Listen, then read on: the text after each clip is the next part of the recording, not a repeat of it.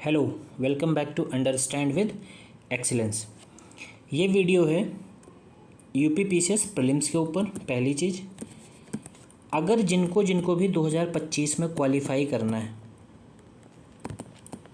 ये best time, जो time बचा है ना, ये बेस्ट टाइम है मेहनत करने का, ठीक है, इस पेपर को क्वालिफाई करने का। ठीक है, तो मैं कुछ बातें जो बताऊंगा, देखो सबसे पहले मैं क्या बताऊंगा कि क्वेश्चन को अप्रोच कैसे करना है। ठीक है, अगर कोई क्वेश्चन आपने एग्ज़ाम हॉल में देखा या टेस्ट पेपर में देखा तो उसके क्या अप्रोच होनी चाहिए कि कैसे डील करोगे इस क्वेश्चन को। ठीक है, फिर उसके बाद नॉलेज पे कितना खेलना है, कि नॉलेज है तो कैसे करें, नॉलेज नहीं है तो भी कैसे करें। ठीक, तीसरी चीज़ मैं बताऊंगा कि जो इंट्यूशन है ना, वो कितना बड़ा रोल प्ले करता है इस एग्ज़ाम में, कि क्वेश्चन को हल करने में कितनी मदद करता है। ठीक, सो प्लीज़ पूरा वीडियो देखना सब लोग, फुल वीडियो। जनरली मैं ऐसी वीडियो बनाता नहीं हूँ, मैं सिर्फ पढ़ाई की वीडियो बना के आगे बढ़ जाता हूँ, बट ये वीडियो इसलिए ज़रूरी है क्योंकि ये परफेक्ट टाइम है। इस टाइम पीरियड में जो जो इन बातों का जो है एक तरीके से कह सकते हो फॉलो कर लेगा, वो पेपर क्वालिफाई कर देगा। ठीक है, प्रीलिम्स तो आराम से निकल जाएगा। तो वो कौन सी बातें हैं जो ध्यान रखनी है, तो उन पर चलिए डिस्कस करते हैं। ठीक है, क्या ध्यान रखना है भाई? सबसे पहले ये समझ लो कि हाउ टू अटेम्प्ट क्वेश्चन, कैसे क्वेश्चन को अटेम्प्ट करोगे। देखो, इसमें मैं दो चीज़ें बताऊंगा। पहली चीज़, पेपर के राउंड कितने करोगे। ठीक, पेपर हमेशा 2 राउंड में करना है। ठीक है, पहले राउंड में क्या करना है, जो जो क्वेश्चन आते हैं, ठीक है, जो क्वेश्चन आपको आते हैं उनको करते चले जाओ एक फ्लो में। जो नहीं आते हैं उन पे कुछ स्टार मार्क बना दो या गोला बना दो, कुछ भी बना दो। ठीक है, लेकिन ये 2 राउंड में पेपर करना है। ठीक है, अब क्वेश्चन को अगर हम दूसरी बात करें कि भाई जैसे मान लो क्वेश्चन आ गया आपका रीजन अजर्शन वाले। ठीक है, रीजन अजर्शन में बहुत ज़्यादा दिक्कत होती है समझने में कि भाई वो एक्सप्लेन करता है या नहीं करता। सबसे बड़ा जो गैप होता है वो यहीं पे होता है। तो उसके लिए क्या करना है मैं बता रहा हूँ। सबसे पहली चीज़ तो सिंकिंग चेक करोगे। ठीक है, सिंकिंग कैसे, अभी मैं एक पीवाईक्यू आपके सामने ही करूँगा इस वीडियो में। ठीक है, वीडियो में करके दिखाऊंगा कि कैसे सिंकिंग चेक करते हैं। दूसरी, अगर रीजन अजर्शन में एक भी गलत आपको मिल गया, ठीक है, एक भी गलत क्वेश्चन मिल गया तो यकीन मानो आपको आंसर मिल जाएगा। रीजन अजर्शन का एक ये फ़ायदा है कि गलत आपको पकड़ लेना। अगर गलत पकड़ लिया आपने तो आपको क्या आंसर मिल जाएगा। तो पहला मेथड तो ये मैंने बता दिया कि अटेम्प्ट कैसे करना है, 2 राउंड में पेपर करना है।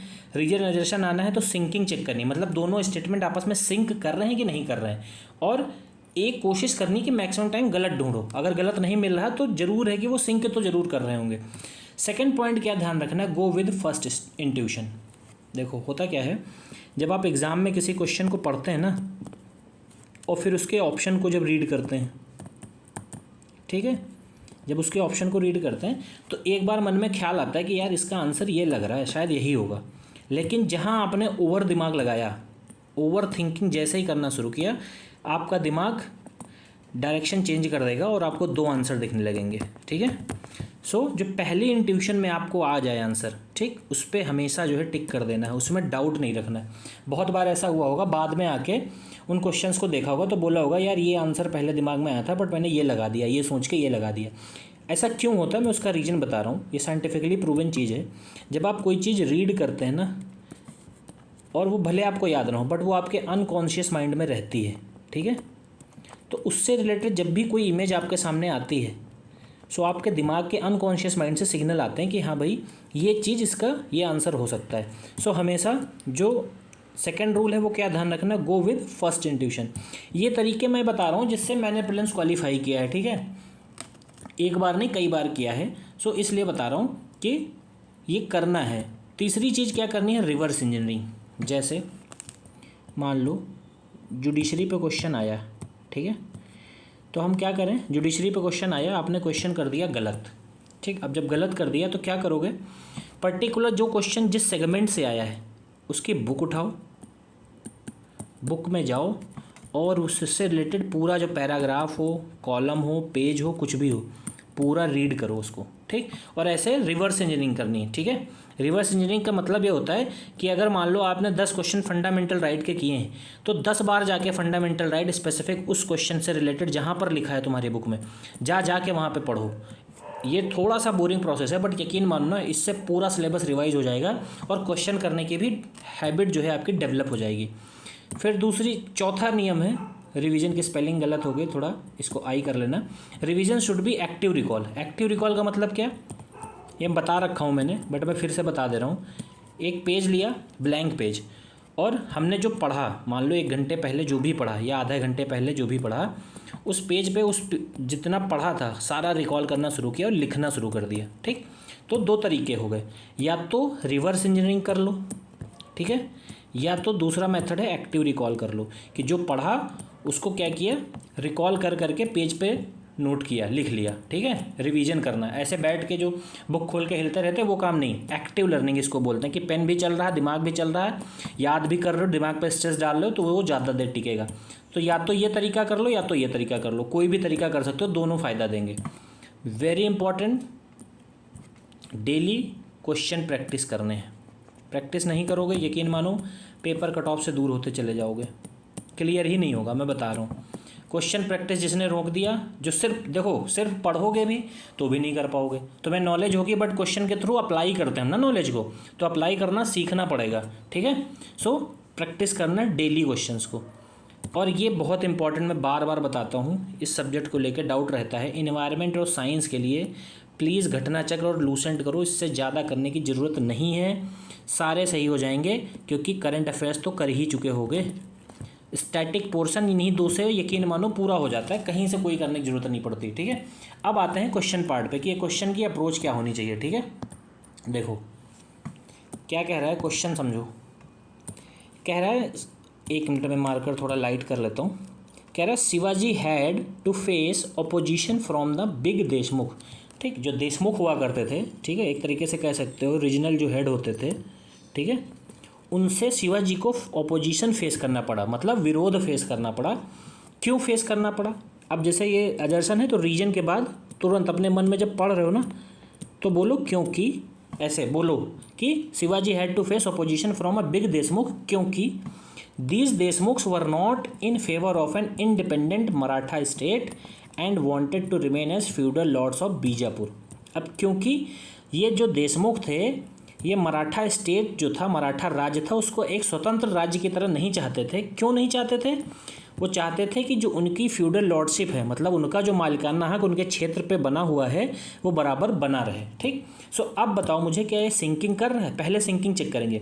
शिवाजी को विरोध फेस करना पड़ा जो बड़े देशमुख थे, क्योंकि जो देशमुख थे वो चाहते थे कि इंडिपेंडेंट मराठा स्टेट ना बने। अगर वो बन गया तो सारी पावर क्या होगी, सेंट्रलाइज्ड हो जाएगी। जब सेंट्रलाइज्ड हो जाएगी तो जो देशमुख का प्राइमरी रोल है, एक रीजन है वहाँ पे समझ लो एक रूलर थे, ये देशमुख जो थे ना, एक तरीके से समझ लो रूल करते थे स्ट्रांगली, ठीक। सो इनकी ऑटोनॉमी पावर क्या होगी, जो इनकी स्वतंत्र पावर है वो खत्म हो जाएगी, क्योंकि शिवाजी सेंट्रलाइज्ड पावर में आ जाएंगे, ठीक है। सो इन लोगों को दिक्कत हो जाएगी, इनकी पावर क्या होगी, कम हो जाएगी।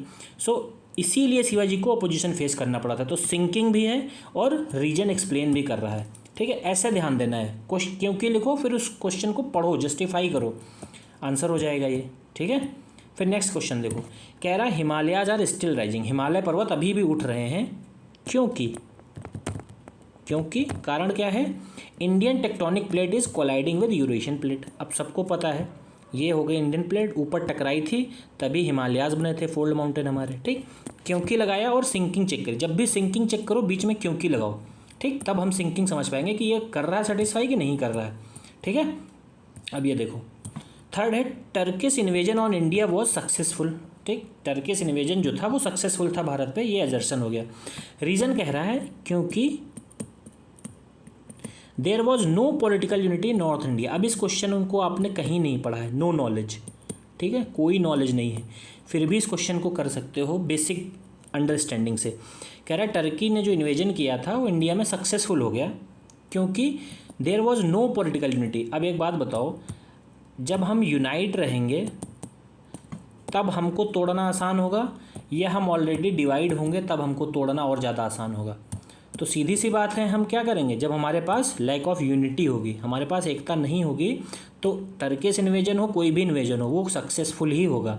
तो टर्किश इन्वेजन सक्सेसफुल हुआ था क्योंकि यहाँ पे पॉलिटिकल यूनिटी नहीं थी नॉर्थ इंडिया में, तो ये रीजन भी सेटिस्फाई कर रहा है। ठीक, ये सिंकिंग ऐसे चेक करनी, तो ए और ट्रू सही है और एक्सपेरिमेंट मतलब एक्सप्लेन भी सही से करता है। सो मेरा वीडियो बनाने का बस ये पर्पस था कि आपको ध्यान कैसे रखना है चीज़ों को, और ये जो मैंने बातें बताई हैं प्लीज़ इनको ध्यान रखो। यकीन मानो प्रीलिम्स आराम से निकल जाएगा, कोई दिक्कत नहीं होगी। करंट अफेयर्स के लिए मैं कुछ बनाने वाला हूँ अच्छा सा वीडियो कि करंट अफेयर्स की अप्रोच क्या रखें, उसके बाद करंट अफेयर्स पूरा क्लियर हो जाएगा, करंट अफेयर्स की टेंशन खत्म हो जाएगी। ठीक है, तो चलो मिलते हैं नेक्स्ट वीडियो में। आई होप आपको वीडियो समझ में आया होगा मैं क्या बताना चाह रहा हूँ। अगर वीडियो समझ में आए तो इसको शेयर भी करिए, और नीचे कमेंट में कोई डाउट हो तो प्लीज़ पूछिए। ठीक है, थैंक यू।